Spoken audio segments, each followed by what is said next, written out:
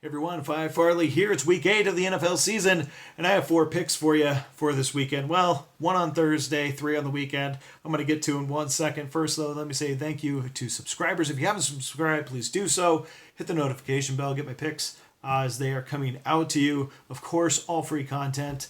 No third-party websites, no ulterior motives, no blue light specials. If you click here, $1.95 for weekend plays, none of that. Just clear, upfront content and showing you how I make my plays after 20 years of doing this. I absolutely love capping. I do it for the spirit of the game. I love doing it. I love the psychology behind sports lines and sports bettings and capping. So that's my motivation. What I'm asking of you is just hit subscribe, hit notify, pay attention, watch as it goes along, chime in, put your comments out there. I'd love to hear back. Usually I'm commenting back throughout the weekend. So if you haven't checked out my college picks or baseball picks through the World Series, do that as well. All right. So let's get into this weekend. I'm going to throw out there just a couple plays because I've gone through and kept each one of these games. There's a couple plays that I was leaning on, but for one reason or another, I'm passing. So let's just talk about a few of those real quick. One of which is Rams hosting Packers. All right. So Rams' weakness is run defense. The way the Seahawks were able to hang, the way the Broncos were able to hang, is by pounding the football up the middle. The Seahawks ran for over 100 yards, quite easily, and they hung in that game. They almost won it based on the run. The Packers don't have the run. Everything goes on Aaron Rodgers' shoulders. So this is not playing to their forte. My only fear is a backdoor cover here, laying 9.5 with the Rams at home. So, and the Packers are probably going to have more fans down in LA than the Rams will. Truly unfortunate. However, it's a pass for me, but I was definitely leaning on the Rams. Another one that I'm going to be passing on is the Lions hosting the Seattle Seahawks. Seahawks, different animal away from home. Lions, good at home, beat the Patriots, beat the Packers, both at home. Of course, that crazy Bills loss at home early in the season. They've right the ship since then. We have seems like a sharp line movement versus public betting. Seahawks coming off a bye, though, so I don't really like that. Pete Carroll off a bye is really good. I expect the Seahawks to put up some points based on some creative offense. KJ Wright's coming back for Seattle.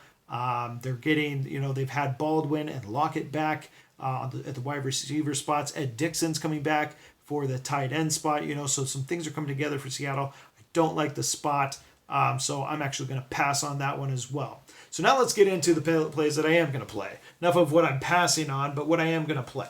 Starting with the Thursday night game, Miami Dolphins going to the Houston Texans. So Texans have a great defense. Both teams have injuries. Now, on these Thursday night games, I typically like to lean home team as well as unders. And in this case, it's no different. I definitely like the under, even though I do like the home team laying 7.5 at this point. My play here is going to be the under 44. Miami is going, of course, with Osweiler as their backup. Amendola's been hurt. He will be playing. Kenny Stills is out. Albert Wilson is out. Miami's pretty banged up. I do like when Miami plays at home and backing them. They did great against the Bears, overachieving there to take it to overtime and get the win. However, they're going on the road into Houston, and I just don't like this spot for them. Texans defense is great. They don't have a lot of weapons. Their run defense is super good. And what else is Miami going to do than run the football? Throw to Amendola every time. I just don't see it happening. So I like the under here as they try and get a run game established. Texans, on the other hand, will probably be running the ball a lot as well. Kuti is out on offense. But I just, Dolphins defense is respectable. I expect this game to be about, 23-10. Of the like, so I think it'll fall in the 30s. I'll take under 44. So next game I have is going to be going to Oakland here with the Colts. I love this spot. So we got the Colts really starting to take form. Andrew Luck is doing fantastic. Number 1 third down conversion team in football. 50% of their third downs are converted. We have Andrew Luck of the past coming in. Their defense is sneaky good. One of the top sack leaders in the NFL. Now they're going against a Raiders team that's really, I mean, we just dropped off Cooper. Amari Cooper's out. Doug Martin's going to be the featured back instead of Lynch. Carr's been not doing well. He's been banged up. Khalil Mack controversy. He's gone. It's just the Raiders are going to be falling back into what they are, which is not a very good team. And that's okay. Gruden's got a 10-year plan, right? So it's year one. It's halfway through year one. They're okay losing this game. I hate to say it. So I'm going to be okay capitalizing on it. I'm going to take the hotter Colts team looking to make a run versus a Raiders team that is pewtering out. I'll lay the 3. Give me the Colts. All right. Next game I have is going to the NFC West. This traditionally has been a really good rivalry game. However, we just don't have any offensive weapons in this matchup. 49ers going against the Cardinals. 49ers at Phoenix. Phoenix last 31st and 32nd in almost every offensive category. Passing, rushing. They're just not good. David Johnson has not gotten going. The only way they're going to win this, though, is through the ground. I don't think they're going to air it out with Rosen. Meanwhile, 49ers, I think the only way they get the job done is on the ground as well. Cardinals have been known to give up some yards on the ground, and Breda has been awesome. He was rushing for 6.1 yards a carry going into Monday Night Football with the Packers. So, there's a lot of potential there to run for a decent amount. That said, I'm going to let the clock keep running in this game. Let these two bottom dwellers of the NFC West duke it out.